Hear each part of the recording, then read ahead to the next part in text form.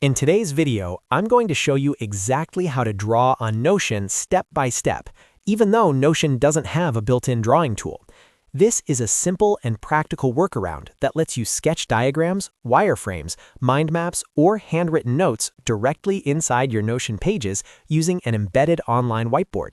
This is perfect for students, designers, planners, or anyone who wants visual notes inside Notion. If you find this helpful, don't forget to hit the like button, subscribe to the channel, and turn on notifications so you never miss future Notion tutorials. All right, let's jump right in. First, open your browser and go to notion.com. Once the website loads, log into your Notion account using your email, Google account, or Apple login, depending on how you usually sign in. After logging in, you'll be taken to your Notion workspace where all your pages and databases live. Next, create a new page. You can do this by clicking the New Page button in the sidebar or using an existing page if you prefer. For this example, I'll create a fresh page so everything is clean and easy to follow. Once the page opens, give it a title that makes sense for what you're drawing, like Sketch Notes, Diagram Board, or Project Drawings. Naming your page clearly makes it easier to find later. Now, click on the empty space below the title so your cursor is active on the page. This is where the drawing area will be added.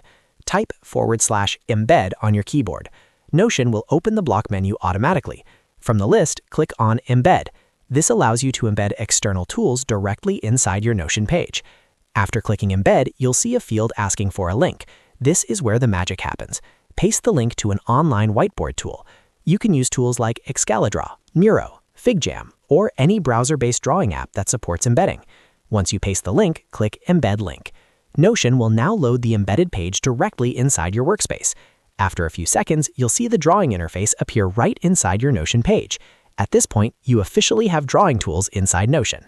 Next, resize the embedded area to fit your needs.